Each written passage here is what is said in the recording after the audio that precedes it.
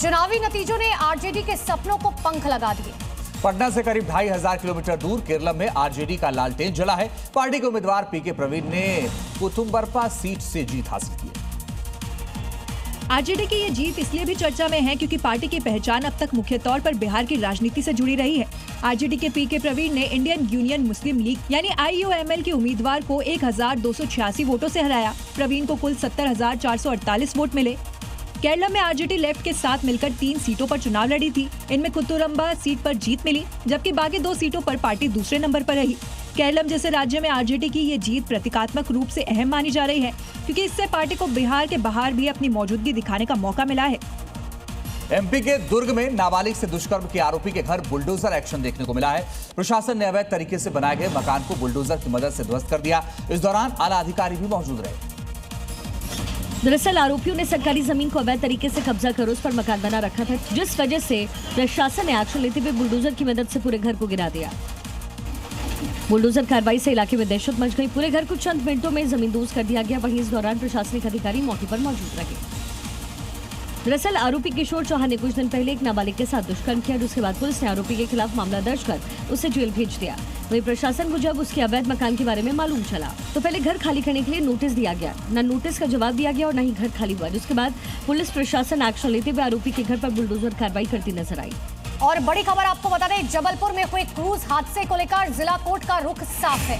Court ने cruise boat pilot और दूसरे जिम्मेदार लोगों के खिलाफ केस दर्ज करने का आदेश दिया है। भारतीय न्याय संहिता की धारा 106 और 110 के तहत FIR दर्ज करने का आदेश दिया है। मामले में लापरवाही और सुरक्षा मानकों की अनदेखी की जांच जारी है। और अब खबर पटना से, जहां अपराधियों ने बिहार पुलिस को सीधी चुनौती दी है। पटना का सबसे सुरक्षित इलाका, जहां IAS IPS रहते हैं, वहां बेखौफ बाइक सवार बदमाशों ने बीच सड़क पर एक दंपति को अपना शिकार बनाया।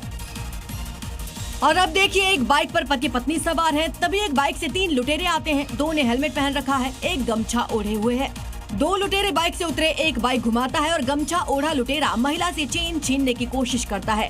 पहले प्रयास में फेल हो जाता है, दोबारा उठता है और चेन छीन लेता है। उसका साथी रिवॉल्वर निकालकर खौफ पैदा करता है। चेन छीनने के बाद लुटेरे आराम से बाइक से फरार हो जाते हैं। शास्त्री नगर इलाके में जहां लूट की वारदात हुई, वहां से चंद कदम की दूरी पर CM आवास है। पटना के ज्यादातर IAS और IPS इसी इलाके में रहते हैं। इस घटना ने सुरक्षा व्यवस्था पर गंभीर सवाल खड़े कर दिए हैं। और अब बड़ी खबर, ISIS से जुड़ा बायो टेरर का मामला, NIA ने चार्जशीट दाखिल की है। देखिए, 3 आरोपियों के खिलाफ चार्जशीट दाखिल की गई है। रेसिन से हमले की योजना थी। जैविक हमला करने वाले मॉड्यूल का यहां भंडाफोड़ हुआ। तो बड़ी और अहम खबर इस वक्त, NIA ने चार्जशीट दाखिल कर दी है। 3 आरोपियों के खिलाफ ये चार्जशीट दाखिल की गई है। और अब आगे देखिए आज की 5 बड़ी खबरें। 5 राज्यों में चुनाव के बाद देर रात कांग्रेस अध्यक्ष मल्लिकार्जुन खड़गे के घर पर एक बैठक हुई, जिसमें राहुल गांधी समेत पार्टी के कई वरिष्ठ नेता मौजूद रहे। ऐसा माना जा रहा है कि इस बैठक में चुनाव के नतीजों पर चर्चा की गई। कांग्रेस ने एक बड़ा दावा किया कि टीवी के प्रमुख विजय ने सरकार बनाने के लिए समर्थन मांगा। इसी को लेकर आज सुबह 9:30 बजे चेन्नई में एक बैठक होगी, जिसमें फैसला लिया जाएगा। बता दें कि टीवी को सरकार बनाने के लिए 10 सीटों की जरूरत है। बंगाल में मिली प्रचंड जीत के बाद कल प्रधानमंत्री मोदी पटना में भव्य रोड शो करेंगे। कल PM मोदी शपथ ग्रहण समारोह में शामिल होने के लिए पटना पहुंचेंगे। इस दौरान वो एयरपोर्ट से रोड शो करते हुए गांधी मैदान तक जाएंगे। पश्चिम बंगाल में चुनाव के बाद इलेक्शन कमीशन ने सख्त रुख अपनाते हुए कड़ी कार्रवाई के निर्देश दिए। इलेक्शन कमीशन ने चुनाव के बाद हुई हिंसा को लेकर DGP और CAPF को ये साफ तौर पर कहा कि किसी भी तरह की हिंसा के प्रति 0 टॉलरेंस की नीति अपनाई जाए। बंगाल और तमिलनाडु में मिली हार के बाद AIMIM प्रमुख असदुद्दीन ओवैसी ने बड़ा बयान दिया है।